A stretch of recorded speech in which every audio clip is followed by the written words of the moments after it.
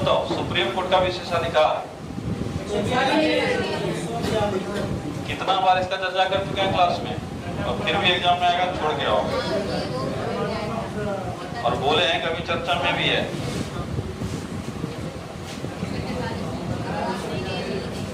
राज्य का महाधिवक्ता 165। चलो अब बढ़ेंगे आगे हम लोग, थोड़ा सा और चीजें। राष्ट्रीय पंचांग, ये तो सब जानते हो क्या होता है, क्या पंचांग होता है? हाँ, कैलेंडर, ठीक है। तो जनरली एक जगह कहीं पे हम ऐसे बच्चा लोग बैठा हुआ था बात कर रहे थे, तो वहां बोलता है कि पंचांग तो ये होता है ना जो ठाकुर प्रसाद का पंचांग। तो बोले बात तो तुम्हारा भी सही है, पर वो भी कैलेंडर ही है, और वो कैलेंडर के जगह में पंचांग का इस्तेमाल कर रहा है। तो बहुत सारे बच्चों को लगता है कि पंचांग वही है, खाली ठाकुर प्रसाद पंचांग, कैलेंडर अलग होता है, पंचांग अलग होता है। तो मतलब हम लोग जो यूज करते हैं वो ऑब्वियस है कि दोनों अलग अलग है। कैलेंडर जो हम लोग यूज करते हैं वो ग्रीगोरियन कैलेंडर है। कौन सा कैलेंडर है? ग्रीगोरियन। कितना मतलब जानता था इस बात?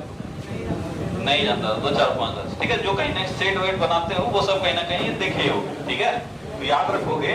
इसीलिए देखो हम हर छोटा छोटा चीज हम डाल देते हैं, ताकि बहुत बच्चा ऐसा है जो नहीं पढ़ा हुआ है, हम तुम्हारे भरोसे नहीं रह सकते हैं। दिक्कत यही होता है बच्चों को, जो 5-6 साल तैयारी करना लग जाता है, वो दिक्कत यही है कि टीचर को ऐसा लगता है ना ये तो आता ही होगा, छोड़ देते हैं, इससे में बना लेगा, और उसमें तुमको पता नहीं। इसलिए हम हर छोटा छोटा चीज इंक्लूड करते हैं, ताकि एक बार पढ़ लोगे दिमाग में रहेगा, ठीक है। ध्यान दो,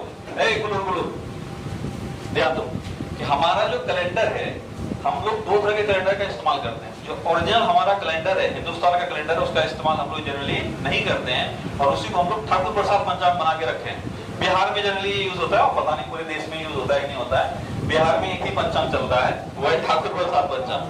तो इन्होंने ठाकुर प्रसाद पंचांग, जो ठाकुर प्रसाद नाम का एक आदमी हुआ, उन्होंने धार्मिक पद्धति को जोड़ते हुए उसमें जो ओरिजिनल कैलेंडर है वो बनाया, क्योंकि हमारा तिथि सारा उसी में लिखा हुआ होता है, ठीक है। हम लोग समझते हैं कि सिर्फ अगर पूजा पाठ करना है तो ठाकुर प्रसाद पंचांग देखो, और नहीं तब अपना जनवरी फरवरी देखो। फिर जनवरी फरवरी जो अगली 16 कैलेंडर देख रहे हैं, ये है ग्रीगोरियन कैलेंडर। कौन सा कैलेंडर है? ग्रीगोरियन कैलेंडर। कई बार डायरेक्ट हमसे सवाल पूछा जाता है कि जनवरी फरवरी मार्च वाला कैलेंडर को क्या कहते हैं? क्या कहते हैं? ग्रीगोरियन कैलेंडर। क्या कहते हैं? ग्रीगोरियन कैलेंडर। पर हम लोग जो कैलेंडर का इस्तेमाल करते हैं वो शक संबंध पर आधारित है। किस पर आधारित है? शक संबंध। 2 ही में कंफ्यूजन होता है, 2 ही संबंध है जो तुमको याद रखना है, एक है शक संबंध और एक है विक्रम संबंध। हिस्ट्री वाले टॉपिक में सब क्लियर हो जाएगा, टेंशन ना लो, ठीक है। तो 2 ही कैलेंडर है जिसमें वो कंफ्यूजन होगा, एक है शक संबंध और एक है विक्रम संबंध, ठीक है। तो हमारा जो कैलेंडर आधारित है वो किस पर आधारित है? शक संबंध। पहले ये अच्छे से याद कर लो, उसके बाद जो वर्ल्ड ज्योग्राफी लो वो थोड़ा बहुत बताएंगे। विक्रम संबंध मतलब जो हिस्ट्री वाला टॉपिक है वो बताएंगे। विक्रम संबंध किसने शुरू किया था, क्या होता है, शक संबंध में क्या अंतर है। एक सवाल और पूछा जाएगा, विक्रम संबंध सब संबंध में कितने सालों का अंतर होता है, ये सब हम लोग देखेंगे। फिलहाल यहाँ पे ये याद रखो कि हमारा जो कैलेंडर है ऑफिशियली सरकारी कैलेंडर, जो हिंदी वाला कैलेंडर बोलोगे वो किस पर आधारित है? शक संबंध पर। किस पर आधारित है? शक संबंध। और इसमें पहला महीना कौन सा होता है? चैत। कौन सा होता है? चैत। और अंतिम महीना कौन सा होता है? फाल्गुन। कौन सा होता है? फाल्गुन। छोटा छोटा चीज है ना, दिख रहा है 4 लाइन, और चारों से सवाल एग्जाम में आया हुआ है। एक भी लाइन ऐसा नहीं है जो एग्जाम में सवाल नहीं आया। कितना छोटा सा चीज है, एक बार पढ़ोगे दिमाग में घुस जाएगा, एग्जाम में कर लोगे, ठीक है। फिर से रिपीट करते हैं, हमारा कैलेंडर किस पर आधारित है? शक संबंध। इसका पहला महीना कौन सा होता है? चैत। और अंतिम महीना? चैत महीना शुरू कब होता है ये भी पूछा हुआ है। मार्च अप्रैल। कब शुरू होगा? मार्च अप्रैल।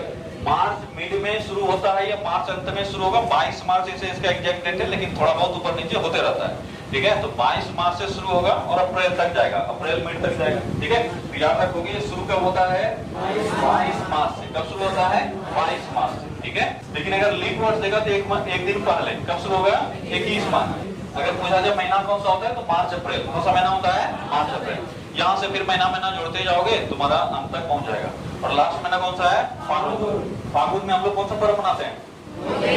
फगुआ, ठीक है। फगुआ, हाँ होली। तो कुछ आज तुम लोग को एक होमवर्क दे रहे हो, ठीक है। ध्यान से जो देते हैं होमवर्क, हम अगर भूल भी जाए तो तुम लोग जरूर किया करो, छोटा छोटा देते हैं। आज तुम लोग को होमवर्क दे रहे हैं जो पर्व मनाते हो, बड़ा बड़ा पर्व, एकदम छोटा छोटा सब नहीं, बड़ा बड़ा, जैसे होली हो गया, दीपावली हो गया, दुर्गा पूजा हो गया, इसका हमको महीना आज लिख के बताना, ठीक है। लेके आओगे? महीना हिंदी वाला, अंग्रेजी वाला नहीं। हाँ छोड़ दो ना अभी, ठीक है।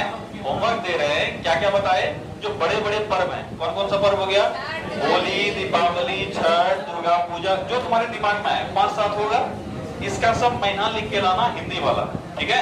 गूगल से भी ढूंढ के लिख सकता, कोई दिक्कत नहीं है, लेकिन हाँ लिखना चाहिए तुमको अपने कॉपी पे। करके आओगे कल, ठीक है, फिर हम लोग डिस्कस करेंगे। इससे आजकल सवाल पूछ लेता है कि बताओ फलाना पर्व कौन से दिन पे, कौन से महीना में मनाया जाता है, ठीक है। और एक अगर नंबर आ गया तो किसका क्या नुकसान होगा, तुम अगर तैयार रहोगे तो कल करके आना सभी, ठीक है। चलो इसके बाद है ये जो राष्ट्रीय पंचांग है शक संबंध पर आधारित, ये हम लोग कब अपना है, कब अपना है ये राष्ट्रीय पंचांग 1957 में। कब अपना है 1957 में। और तारीख क्या था जो शक संबंध पर आधारित अपना है 22 मार्च, ठीक है, यही 22 मार्च, ठीक है, 22 मार्च 1957, ठीक है। बड़ा ध्यान से इसको याद रखना, यह बच्चा अक्सर गलती करके 1959 मार देता है, ठीक है। अभी आगे चल के देखोगे बहुत सारे डेट जो है वो 59 में है और कुछ 57 में है। जैसे तुमसे अगर पूछा कि पंचायती राज व्यवस्था कब शुरू हुआ है, वो 59 में। कब शुरू हुआ है 59, ठीक है। और ये कब शुरू हुआ है 57। याद रखना कैलेंडर हम लोग कब अपनाए हैं 1957 में। कब अपनाए हैं 1957, 22 मार्च 1957। जिसको ये याद है शुरुआत होता है 22 मार्च को, वो तो ऐसे भी पकड़ लोगे, ठीक है। तो 22 मार्च 1957 से हम लोग शक संबंध पर आधारित कैलेंडर अपनाए। चलो, और जो जनवरी फरवरी का कैलेंडर वो ग्रीगोरियन है। अब इसका बाद है राजभाषा हिंदी, इसके बारे में अनुच्छेद में चर्चा कर ही चुके हैं, ठीक है। इसमें बहुत कुछ तुमको नहीं जानना है, हल्का फुल्का जान के आगे बढ़े। हिंदी को राजभाषा कब घोषित किया गया, कब घोषित किया गया 14 सितंबर 1949, 14 सितंबर 1949। देखो ये बहुत इंपॉर्टेंट, हम क्या बोले छोटा छोटा चीज ही है पर एग्जाम पॉइंट ऑफ व्यू से बहुत इंपॉर्टेंट है, इसलिए हम इसको पहले ले रहे हैं, ठीक है।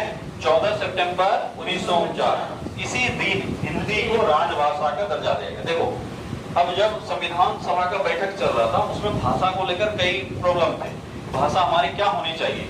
तो कुछ लोगों का कहना था कि भाषा हमारा क्या होना चाहिए हिंदी, और कुछ लोगों का कहना था कि भारत जो है वो हिंदी, मतलब हर जगह भारत में हिंदी का इस्तेमाल नहीं होता है, भले ही बहुत लोग करते हैं पर हर जगह नहीं होता है। लेकिन एक भाषा था जो ऑलरेडी अंग्रेज इस पर कब्जा करके हर जगह लगभग सिखा चुका था, वो था अंग्रेजी।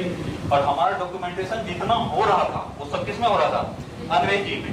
तो जितना सिस्टम बना हुआ है, देखो कोई सिस्टम को बदलना, जैसे तुम सुना होगा नाम बदल देता है, ठीक है। सरकार क्या करती है किसी भी चीज का नाम बदल देती है, तुमको लगता होगा करना ही क्या है, खाली नाम तो बदलना है, ये गलतफहमी है तुम्हारी।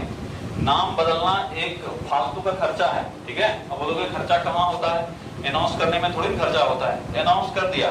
अब जितना सरकारी दस्तावेज है, जितना सरकारी चीज है, उस सब में क्या करना पड़ेगा, उसका नाम बदलना पड़ेगा। अब करोड़ों का सिर्फ टेंडर निकलेगा, नाम बदलवाना है। अब सोच के देखो एक बार कि तुम्हारा इस शहर का नाम बदल गया, जैसे पटना का शहर पटनिया कर देते हैं, ठीक है, मान लो पटनिया कर देते हैं। जहां जहां देश में पटना का इस्तेमाल हुआ है उस सब जगह क्या करना होगा, पटनिया करना होगा। और बिहार सरकार अगर बदली है तो पूरे बिहार में तो तय करना पड़ेगा। इसके बाद केंद्र सरकार भी जहां जहां उसका इस्तेमाल करती है उसको धीरे धीरे पटनिया करना होगा। तुमको क्या आसान काम लग रहा है, इसके लिए अलग से टेंडर निकलेगा, भैया को है ठेका लेके जहाँ पे सब जगह मिटा के पटनिया कर सको। अब अरबों खरबों मंत्री लोग जो है ये अपने फायदे के लिए करता है, तुमको गलतफहमी के शिकार बनाकर लोग फंसा देता है। अपना जितना इन लोग का भाई बतिया सब में टेंडर निकालेगा, वही लोग भरेगा टेंडर, पास करेगा, अरबों खरबों का उठा लेगा पैसा, ठीक है। तो इतना आसान होता नहीं। वापस आओ, तो हिंदी पर हम लोग चर्चा कर रहे थे, बोला गया क्या हिंदी रखा जाए या नहीं रखा जाए, तो इस पर मतभेद था, ठीक है। दो आदमी को बुलाया गया इस मतभेद को दूर करने के लिए, एक है मुंशी साहब और एक है आयंगर साहब, ठीक है। कौन कौन है, गोपाल स्वामी आयंगर था और एक कोई मुंशी था, ठीक है। ये दोनों आदमी जो था ये भाषाओं के लिए इन दोनों को रिसर्च करने के लिए रखा गया, आप भी लोग बताइए क्या किया जाए, ठीक है।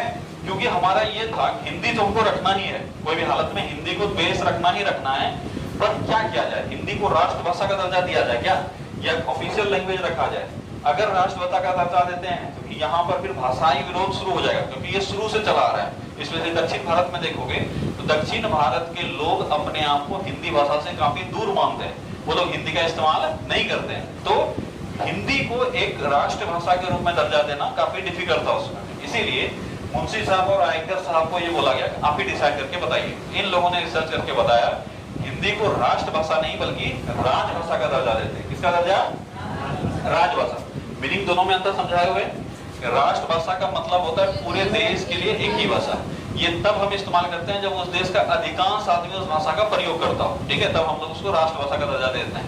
या अगर देश की सरकार राष्ट्रभाषा का दर्जा किसी को दे दी तो अधिकांश लोगों को उसका प्रयोग करना पड़ेगा, क्योंकि वो कंपल्सरी लैंग्वेज हो जाएगा।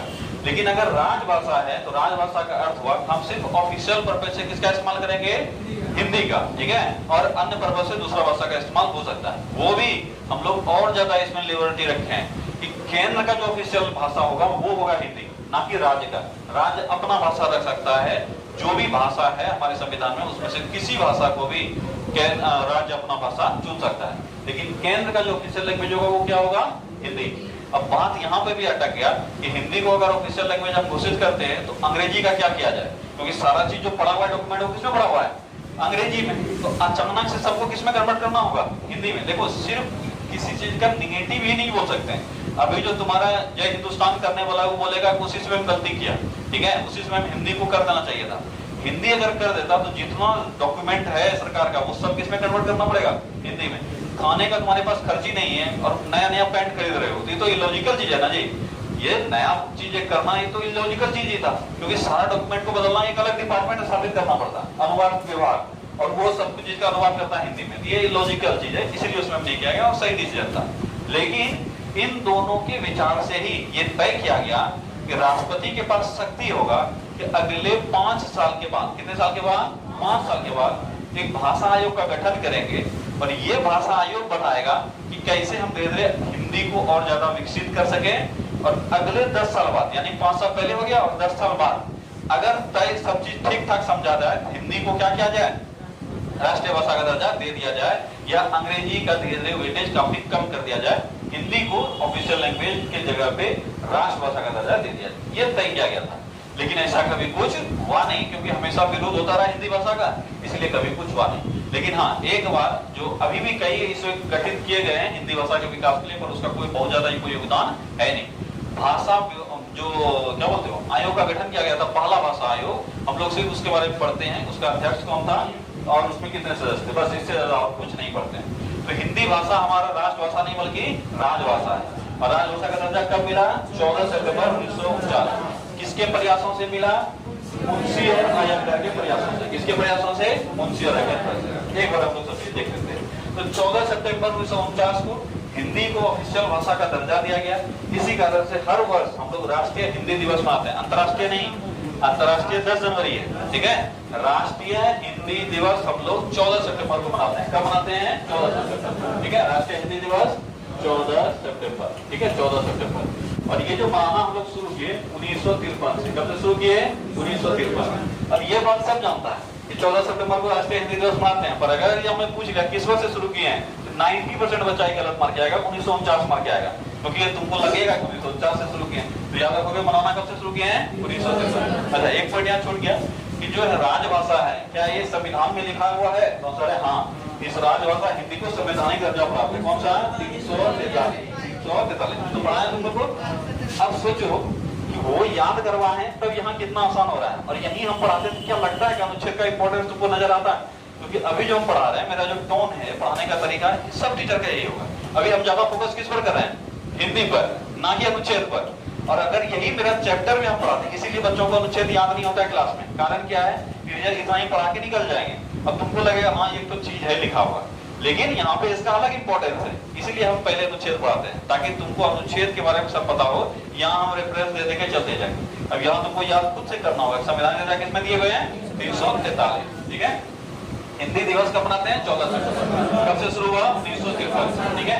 हिंदी को राजभाषा बनाने का प्रस्ताव संविधान के समक्ष किसने प्रस्तुत किया, गोपाल स्वामी अयंगर ने। किसने प्रस्तुत किया था, गोपाल स्वामी अयंगर। और ये तो फाइनल था, बस प्रपोजल तक, हाँ ये सब चीज डिसाइड कर लिया था ये लोग। गोपाल स्वामी अयंगर आया और उन्होंने कहा हिंदी को हम लोग राजभाषा बनाना चाहते हैं, और इसमें संविधान सभा सहमत हो गया, ठीक है। तो अगर पूछा जाए आधार क्या है, तो मुंशी अयंगर फॉर्मूला क्या है, मुंशी अयंगर फॉर्मूला। और पेश किसने किया था, गोपाल स्वामी अयंगर, यही अयंगर है, ठीक है। दो आदमी मिलकर डिसाइड किया था। फॉर्मूला क्या है ये बता दिए।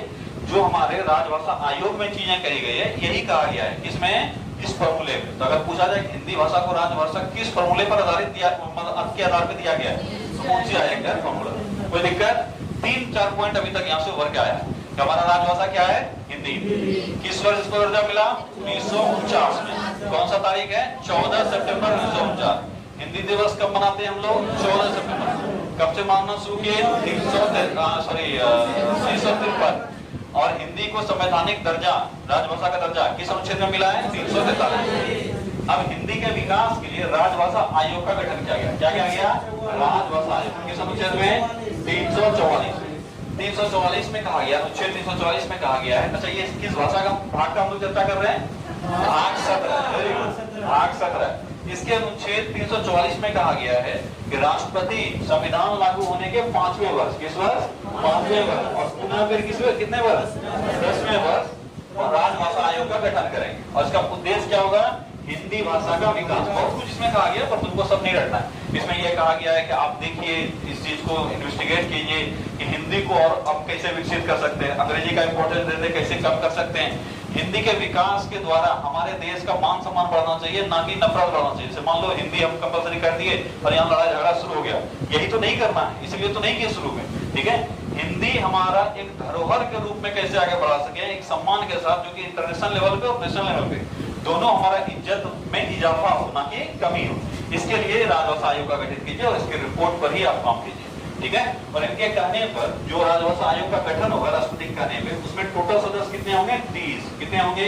30। राजभाषा आयोग में कितने सदस्य? 30 सदस्य, जो कि दोनों सदन से सदस्य होंगे। जिसमें लोकसभा के कितने सदस्य? 20 सदस्य और राज्यसभा के 10 सदस्य। तो याद रखना, जो राजभाषा आयोग का गठन हुआ उसमें कितने सदस्य थे? 30 सदस्य। और इसमें 10 सदस्य कहां से? राज्यसभा से। 20 सदस्य कहां से? लोकसभा से। ठीक है, टोटल हो गए 30 सदस्य। और इन 30 सदस्यों में एक होगा अध्यक्ष। कौन होगा अध्यक्ष? कोई भी हो सकता है, लेकिन जितना भी भाषा है हमारे संविधान में, 22 भाषा है, वो सबका रिप्रेजेंटेटिव भी आपके पास होनी चाहिए। मतलब जितनी भाषा, हिंदी हो गया, मलयालम हो गया, तेलुगु हो गया, सब भाषा का क्या होना चाहिए? एक रिप्रेजेंटेटिव इस आयोग में होना चाहिए। समझ में आया? यानी हर एक क्षेत्र से ऐसा ना हो कि 30 का 30 आप किसको उठा लीजिए? हिंदी भाषी को, तब तो वो बोलवे करेगा हाँ सर बता कुमार ये बोली हिंदी बोला नहीं। इसमें यह भी कहा गया है कि जितने भी संवैधानिक भाषा हैं, जो भी आप कीजिए, जिस समय में जितने होंगे, सारे संवैधानिक भाषा का एक रिप्रेजेंटेटिव कम से कम होना चाहिए इस आयोग में, ताकि उनके सिफारिश भी जो है वो मायने रखा जाए। क्योंकि हिंदी जैसे जैसे विकास होगा, अन्य वाला क्या करेगा? नफरत करता है हिंदी से, दक्षिण भारत वाला, वो बोलेगा नहीं होने देंगे। क्या कोई इसका रिजल्ट निकला? क्या आंसर है नहीं, कभी इसका कोई रिजल्ट निकला। और हिंदी को आज भी हम लोग सिर्फ केंद्र के राजभाषा के रूप में ही पढ़ते हैं और इसमें कोई ज्यादा अधिक विकास नहीं हुआ। ठीक है, अगर पूछा जाए प्रथम राजभाषा आयोग का गठन कब किया गया था? 1955, 7 जून 1955। कब किया गया था? 7 जून 1955। प्रथम राजभाषा आयोग 7 जून 1955। और अध्यक्ष कौन नियुक्त हुआ था? बीजी के। कौन नियुक्त हुआ था? बीजी के। इन्होंने अपना रिपोर्ट 1 साल बाद यानी 56 में ही दे दिया और उसका कोई बहुत ज्यादा कोई योगदान रहा नहीं, इसलिए हमसे सवाल पूछा भी नहीं जाता। क्या हिंदी का सब चीज समझ में आ गया? हिंदी को हम लोग कब राजभाषा बनाए? राजभाषा की चर्चा किस अनुच्छेद में की गई है? इसमें राजभाषा आयोग की चर्चा की गई है। और प्रथम राजभाषा आयोग का गठन कब हुआ? कब हुआ? 1955, 7 जून। कितने सदस्य थे?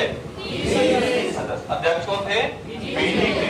ये बीजी का फुल फॉर्म बाल गंगाधर है। ठीक है, तो बाल गंगाधर खेर है, ना कि बाल गंगाधर तिलक। ध्यान देना, दोनों बाल गंगाधर ही है लेकिन अलग अलग है। क्लियर? यहाँ तक बढ़े आगे। अब ये चीज जो है ये सब जानते हो, ठीक है, लेकिन जानते कोई नहीं हो। क्यों ऐसा है? क्योंकि जो तुम जान रहे हो वो एग्जाम में आता नहीं है, और जो एग्जाम में आता है वो तुम जान नहीं रहे हो। ठीक है, एग्जाम में यही आता है जो नीचे लिखा हुआ है। ठीक है, यानी उसका जो साइंटिफिक नाम है, बायोलॉजिकल नाम है, साइंटिफिक नाम नहीं बायोलॉजिकल नाम। जो जानवर, चिड़िया, पक्षी जो भी है उसका बायोलॉजिकल नाम आजकल पूछा जाता है। और तुमको ये पता है कि राष्ट्रीय पशु क्या है, राष्ट्रीय पक्षी क्या है, तो फटाफट बोल दोगे। तो है कौन सा, पता कहाँ चल रहा है? कहीं देवे नहीं क्या राष्ट्रीय पक्षी मोर होता है। ठीक है, इसलिए अब लेवल थोड़ा सा बढ़ाना पड़ेगा। एक एक करके हम लोग सब चीज देख लेते हैं। राष्ट्रीय पुष्प क्या है? कमल। ठीक है, इसमें बहुत बच्चा गुलाब कर देता है। हमको ये समझ में नहीं आया कि ये आया कहाँ से थॉट। बहुत बच्चा गुलाब कर देता है। ये वैलेंटाइन डे का नहीं पूछा जा रहा है, राष्ट्रीय फूल के बारे में पूछा जा रहा है। हम बहुत लोगों को देखे, बहुत बच्चों को देखे हैं, अगर पूछोगे राष्ट्रीय फूल तो वो गुलाबी पहला शब्द आता है। गुलाब में कोई लॉजिक ही नहीं बनता है। ठीक है, लेकिन फिर भी सबके सामने आता है गुलाब। ठीक है, ध्यान रखोगे। राष्ट्रीय पुष्प क्या है? कमल। हमारा राष्ट्रीय पुष्प है कमल। और कमल का जो बायोलॉजिकल नाम है ये अच्छे से याद रखना। आज हमारा टारगेट ये होना चाहिए, सारा बायोलॉजिकल नाम याद होना चाहिए। क्या नाम है? Nelumbo nucifera. Nelumbo nucifera. Nelumbo nucifera, Nelumbo nucifera. तो याद रखना कमल का बायोलॉजिकल नाम नेलंबो, ठीक है, कमल का नेलंबो, ठीक है। इसके बाद राष्ट्रीय फल सभी जान रहे हो, ठीक है, मेंजिफेरा इंडिका, मेंजिफेरा इंडिका। ये जब बायोलॉजी हम पढ़ाएंगे तो वहाँ सब रटवा देंगे। अभी जिसको उसको बायोलॉजी पढ़ाए हुए हैं वो ये सब हंसते करते कर लेगा, क्योंकि सब रटवाए हैं, ठीक है। बायोलॉजी जब बेसिक पढ़ोगे तो वहाँ सब करवाएंगे, लेकिन हाँ इतना अभी फिलहाल तुमको याद रखना, ठीक है। राष्ट्रीय फल क्या है? मेंजिफेरा इंडिका, मेंजिफेरा इंडिका, ठीक है। राष्ट्रीय पशु क्या है? ठीक है, राष्ट्रीय पशु है बाघ। और इसका Panthera tigris, Panthera tigris, Panthera tigris. इसमें आज भी कई बच्चा है जो कि शेर मारता है, ठीक है। शेर हमारे दादाजी लोग मारते होंगे तो वो सही होगा, लेकिन हम लोग का गलत हो जाएगा, क्योंकि हमारे दादाजी के समय में जो राष्ट्रीय पशु था वो क्या था? शेर। क्या था? शेर। पर अब क्या है? बाघ है। अभी आएंगे उसमें भी चर्चा करेंगे, ठीक है। इसके बाद राष्ट्रीय पक्षी कौवा क्या है? मोर है, कौवा, ठीक है, मोर। राष्ट्रीय पक्षी क्या है? मोर। राष्ट्रीय पक्षी मोर। इसमें भी बहुतों को लगता है कबूतर, ठीक है। कबूतर शांति का प्रतीक है, ना कि राष्ट्रीय पक्षी। हमारा राष्ट्रीय पक्षी है मोर। पावो क्रिस्टेटस, क्या नाम है? पावो क्रिस्टेटस, पावो क्रिस्टेटस। पावो नहीं तो पोवो रहेगा, वो एक ही चीज है। पावो क्रिस्टेटस, क्या नाम है इसका बायोलॉजिकल नाम? पावो क्रिस्टेटस, ठीक है। अच्छा, तुम्हारा बायोलॉजिकल नाम क्या है? होमो सेपियन, ठीक है। हम लोग जो मानव है इसका बायोलॉजिकल नाम होमो सेपियन, ठीक है। चलो, इसके बाद है राष्ट्रीय वृक्ष। पीपल है कि बरगद है? ठीक है, बरगद है। क्या है? बरगद।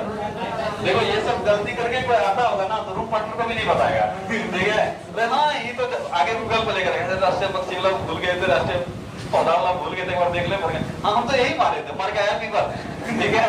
तो ऐसा गलती है कि मुंह दिखाने लायक नहीं रहता बच्चा, ठीक है। ध्यान रखोगे, राष्ट्रीय वृक्ष हमारा बरगद। बिहार का राष्ट्रीय वृक्ष क्या है? पीपल। बिहार का है पीपल और केरल का है बरगद, कंफ्यूज मत होना, ठीक है।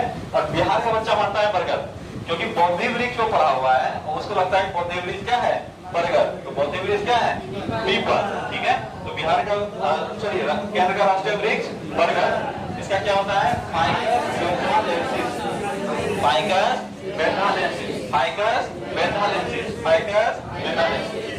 राष्ट्रीय विरासत पशु, हमारा जो राष्ट्रीय विरासत पशु है ये है हाथी। क्या है? हाथी।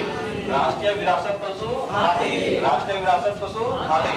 ये धरोहर हो चुका है हमारा, विरासत की जगह धरोहर भी लिखा हुआ मिलेगा, टेंशन नहीं लेना है। तो राष्ट्रीय विरासत पशु या धरोहर पशु हमारा है हाथी। और ये धरोहर ही है क्योंकि एंशिएंट समय में भारत के विकास में सबसे बड़ा जो योगदान रहा वो रहा हाथी का। और उसके बाद मेडिएवल समय में भारत के गर्त में जाने का जो सबसे बड़ा योगदान रहा वो भी हाथी ही रहा। इसलिए कहा जाता है कि विरासत को संजो कर रखिए, उस समय में जिए मत, ठीक है। हमारा जो एंटीक सामान होता है हम उसको संभाल के रखते हैं, इस्तेमाल नहीं करते हैं, ध्यान देना।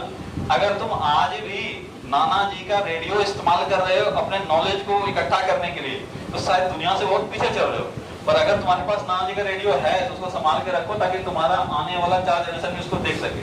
आज भी अगर कोई गाना सुनने के लिए उसका ग्रामोफोन का इस्तेमाल कर रहा है तो सोचो दुनिया से कितना पीछे जी रहा है, ठीक है। आज तुम जानते हो ऐसे ईयरबड निकालते हो, लगाते हो, गाना सुन लेते हो। अब इसमें गाना सुनना और ग्रामोफोन का लाउड स्पीकर के सामने बैठ के गाना सुनना काफी डिफिकल्ट है, ठीक है।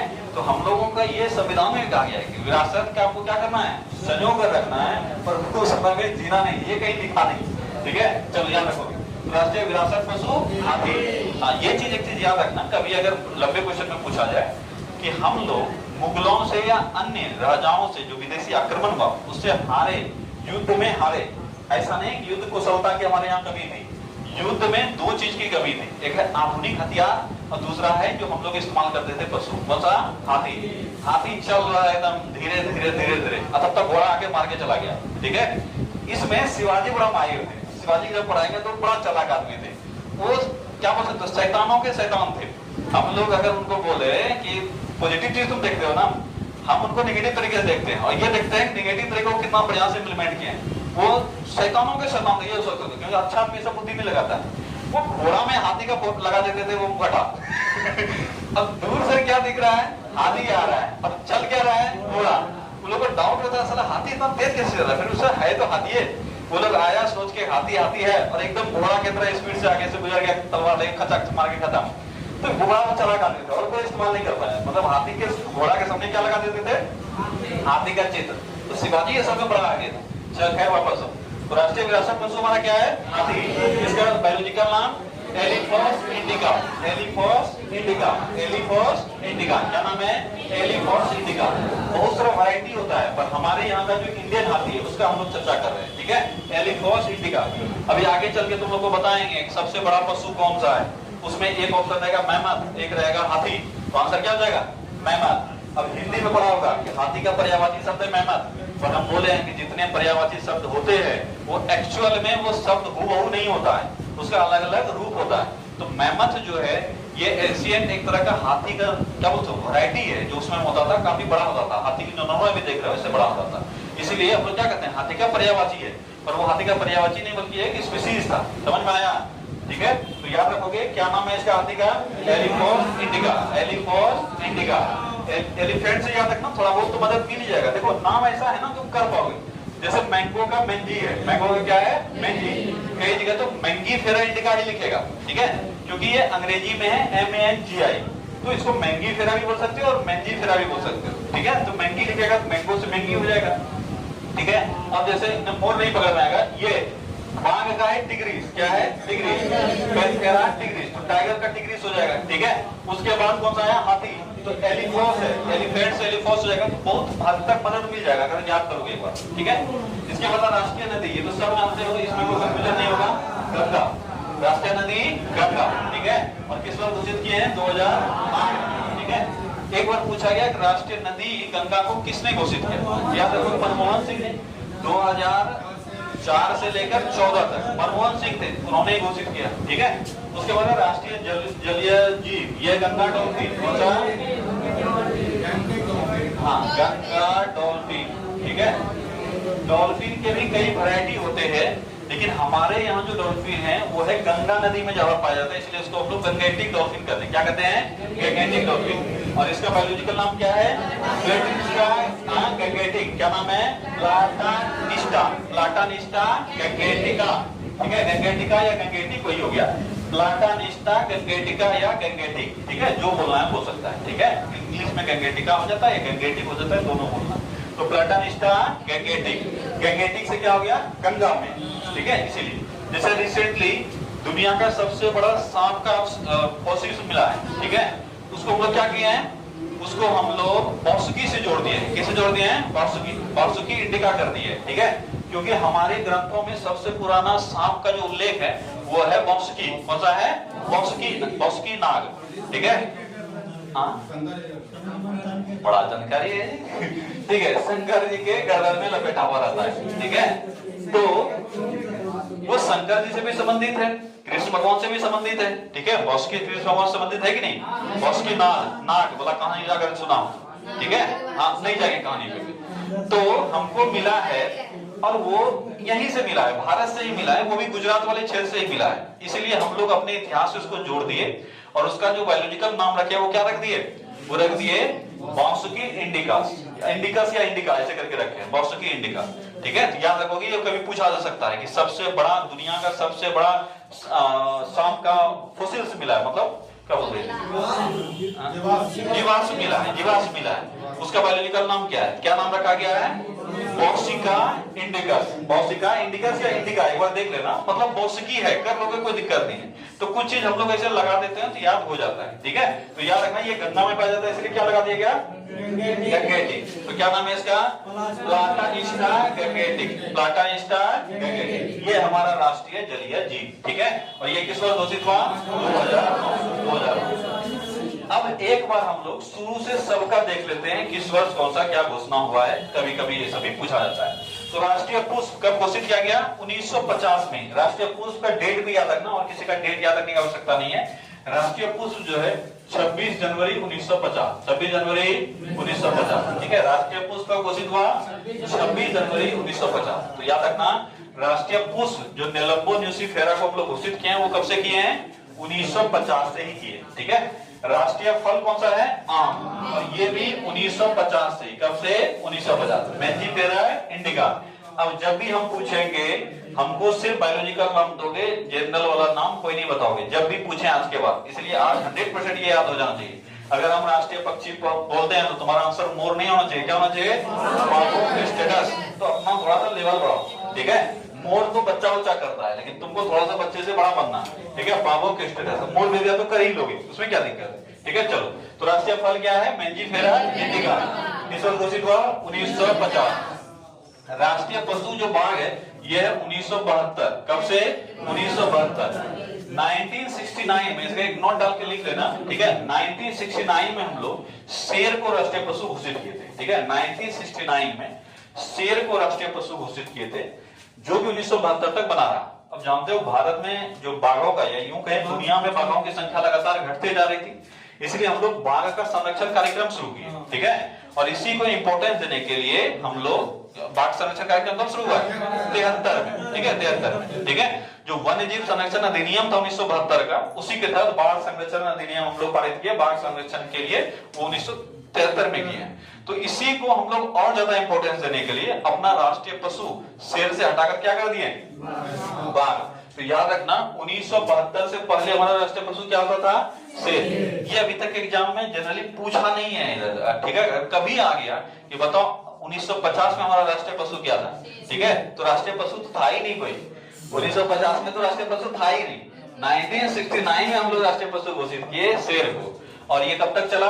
72 तक। तो लिख लोगे 1969 से लेकर 72 तक क्या था हमारा राष्ट्रीय पशु?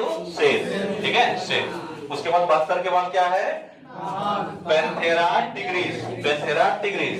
और 1972 से पहले पैंथेरा लियो। क्या था? Panthera leo. लायन का क्या होता है? लियो। और टाइगर का टिग्रिस, ठीक है, याद रखना। अगर पूछा जाए शेर का बायोलॉजिकल नाम पैंथेरा लियो, और बाघ का पैंथेरा टिग्रिस, ठीक है। तो वर्तमान में क्या है? बाघ। वर्तमान में क्या है? बाघ, ठीक है। उसके बाद राष्ट्रीय पक्षी पोगो क्रिस्टेटस, ये बहुत बार एग्जाम में पूछा गया। 1963 किस वर्ष घोषित किए?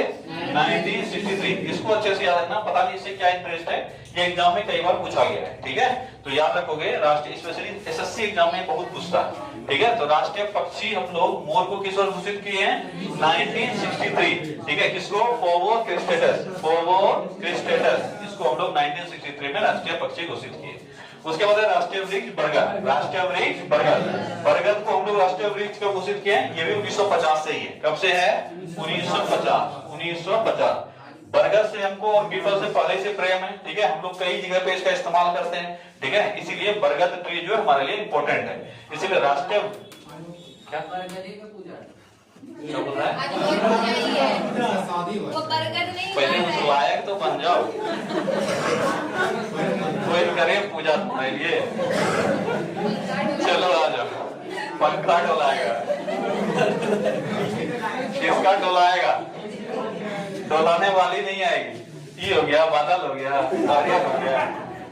चलो, राष्ट्रीय विरासत पशु, ठीक है। अच्छा, राष्ट्रीय विरासत वृक्ष कौन सा है? सॉरी, राष्ट्रीय वृक्ष कौन सा है? Ficus benghalensis, Ficus benghalensis. किस वर्ष से? 1950 से। और राष्ट्रीय विरासत पशु कौन सा है? हाथी, ठीक है, एलिफेंस इंडिका। ये हम लोग 2010 में इसको घोषित किए हैं। किस वर्ष किए हैं? 2010। राष्ट्र क्या देख लेना एक बार, ठीक है। राष्ट्रीय विरासत पशु हम लोग शायद 2010 में घोषित किए। एक बार चेक कर लो, अगर डाउट हो रहा है तो कर लो। गूगली बाबा सब रखबे कर दो, आजकल टीचर को पढ़ाना इसलिए दिक्कत हो गया है, ठीक है। हर कोई तुरंत गूगल करने में रहता है, तो हम बोल देते हैं कर लो गूगल, कोई दिक्कत नहीं। हो गया, ठीक है। अच्छा, तो राष्ट्रीय विरासत पशु हाथी है, और कब से हम लोग कब घोषित किए हैं? 2010 में, जिसका बायोलॉजिकल नाम है एलिफेंस इंडिका। ये एकदम कटु सत्य है कि जब से ये गूगल आसान हुआ है, देखो हकीकत है, ये अच्छा भी है और बुरा भी है कि हम भी तो इंसान ही है ना जी, या कोई भी टीचर इंसान ही है, चाहे ब्रह्मा ही क्यों ना आके पढ़ाए तुमको। हो सकता है बोलने के क्रम में कुछ बात गलत पढ़ा दिया जाए, ठीक है। या देखो हम भी जो पढ़े हैं उसमें भी हमको भी बहुत सारा गलत चीज पढ़ाया गया है, ऐसा नहीं कि नहीं पढ़ाया गया। और हम कोशिश करते हैं कि उसको करेक्ट करके तुमको पढ़ाएं, क्योंकि उस समय में अगर हम कुछ पढ़े हैं वो सही हो हमेशा के लिए वो जरूरी नहीं है, या हो सकता है उस समय में टीचर का नॉलेज का अभाव रहा होगा, ये भी है। आज के डेट में कंटेंट लेना बड़ा आसान हो चुका है, लेकिन आज से अगर 5 साल पहले जाओगे तो कंटेंट इतना आसानी से उपलब्ध नहीं था। 2015-16 तक कंटेंट का बहुत दिक्कत, 15-16 तक 17-18 तक बोलोगे कंटेंट का बहुत अभाव होता था, खाली बुक से। क्योंकि नेट जो आया है, नेट पे कंटेंट उपलब्ध भी रहेगा तब तो, लोगों के पास एक्सेस नहीं था। आज तो तुम्हारे पास बहुत सारा कंटेंट मिल जाता है। इसीलिए समय के साथ, जैसे आज जो पढ़ा है, हो सकता है कल के डेट में इसमें कुछ बदलाव आ जाए, गलती हो सकता है, कोई बड़ी बात नहीं। दिक्कत ये होता है तुरंत गूगल करने लगेगा, ठीक है। पहले 1-2 गलती हुआ तो चल जाता था, लेकिन अब क्या है, उसको अप टू डेट करना पड़ेगा। इसलिए भाई हम तुम लोग को लिबर्टी देते हैं, जाओ कर लो, हमसे गलती बात करेक्ट कर देंगे, ठीक है। आ जाओ। राष्ट्रीय विरासत पशु कौन सा है? हाथी। किस वर्ष घोषित किए? 2010 में। और इसका साइंटिफिक बायोलॉजिकल नाम क्या है? राष्ट्रीय नदी कब? 2008 में। और जलीय जीव गंगा डॉल्फिन तो कब? 2009। याद हुआ? तो तुम्हारे लिए 2 चीज यहाँ पे, जितना आसान सोच रहा था ये टॉपिक उतना ही डिफिकल्ट हो गया, ठीक है। तुम्हारे लिए 2 चीज हो गया याद रखने के लिए, एक है ईयर और दूसरा है उसका बायोलॉजिकल। तो सोच रहा होगा ये तो ऐसे ही चुटकी में उड़ा देंगे, पर उड़ नहीं पाया, उससे ज्यादा आसान तो ये सब था, ठीक है। चलो एक बार फिर से रिपीट करते हैं। राष्ट्रीय पुष्प, सिर्फ बायोलॉजिकल नाम हमको चाहिए, देसी नाम नहीं। नेलंबो न्यूसीफेरा, नेलंबो न्यूसीफेरा। इतना याद रखना, कमल में नमो आता है। कमल में क्या आता है? नमो आता है, ठीक है। यहाँ नलंबो से नमो कर देना, कुछ ना कुछ तो मिल ही जाएगा, क्योंकि इसी टाइप का तुमको नाम देगा। ऐसा नहीं कि एकदम पूरा नमो नमो करके ही दे देगा। यहाँ देख के नेलंबो में नमो लगता है ना, तो कर लोगे, ठीक है। तो कमल का क्या है? नेलंबो न्यूसीफेरा, नेलंबो न्यूसीफेरा, ठीक है। उसके बाद राष्ट्रीय फल मेंजीफेरा इंडिका, राष्ट्रीय फल मेंजीफेरा इंडिका। राष्ट्रीय पशु पैंथेरा टिग्रिस, पैंथेरा टिग्रिस। राष्ट्रीय पक्षी पावो क्रिस्टेटस। राष्ट्रीय वृक्ष फाइकस पेंथालेप्सिस, फाइकस पेंथालेप्सिस। राष्ट्रीय विरासत पशु एलिफोर्स इंडिका, एलिफोर्स इंडिका, एलिफोर्स इंडिका। राष्ट्रीय नदी गंगा। इसका बायोलॉजिकल नाम मत पूछ लेना कोई, हो सकता है तुम लोग पूछ भी लो सब। इसका बायोलॉजिकल नाम रवि के दिमाग में आ रहा होगा, ठीक है। तो नदी है, इसका कोई बायोलॉजिकल नाम नहीं है, क्योंकि बायोलॉजिकल है ही, नॉन बायोलॉजिकल है। चलो, राष्ट्रीय जलीय जीव कौन सा है? क्या नाम है इसका? प्लाटानिस्टा गंगेटिक, प्लाटानिस्टा गंगेटिक, प्लाटानिस्टा गंगेटिक। और किस वर्ष घोषित हुआ? 2000। अब एक बार ईयर सबका बता दो। राष्ट्रीय पुष्प 1950, राष्ट्रीय पुष्प 1950। राष्ट्रीय पशु 1972, राष्ट्रीय पशु 1972, राष्ट्रीय पशु 1972। बाघ के संरक्षण को बढ़ावा देने के लिए, थोड़ा सम्मान देने के लिए इस चीज को किया गया था। राष्ट्रीय फल 1950, 1950 में देखो, राष्ट्रीय पुष्प 1950, राष्ट्रीय फल 1950 और राष्ट्रीय वृक्ष 1950। ये तीनों हो गया, तीनों एक साथ याद रखना। राष्ट्रीय फल, राष्ट्रीय फूल और राष्ट्रीय वृक्ष, यही ना तीनों है। ये तीनों हम लोग 1950 में रख लेंगे। तो पौधा वाला तीनों 1950, राष्ट्रीय फल, राष्ट्रीय फूल और राष्ट्रीय वृक्ष 1950 हो गया। राष्ट्रीय पशु 1972, राष्ट्रीय पशु 1972, ठीक है। पशु बोल रहे हैं, कुछ और बोल रहे हैं, हाँ ठीक है। इसके बाद राष्ट्रीय पक्षी 1963, अच्छा बीच में राष्ट्रीय पक्षी आ गया था। राष्ट्रीय पक्षी 1963, राष्ट्रीय पशु 1972, उसके बाद राष्ट्रीय नदी 2008, उसके बाद राष्ट्रीय जलीय जीव 2009 और राष्ट्रीय विरासत पशु हाथी को 2010। याद हुआ? 1950 में फल फूल, ठीक है, वेजिटेरियन, हाँ फल फूल वृक्ष, अरे हम कुछ और बोल रहे थे, वेजिटेरियन बोल रहे थे कि फल फूल वृक्ष, ये तीनों 1950। पक्षी 63, जानवर 72, ठीक है। उसके बाद नदी 2008, उसके बाद डॉल्फिन जलीय जीव 2009 और विरासत पशु 2010। याद हुआ? ये याद रखना, ये बहुत बच्चा नहीं जानता होगा, जानते भी हो तो भूल गए होगे, इसलिए इसको याद रखना है, ठीक है। चलो।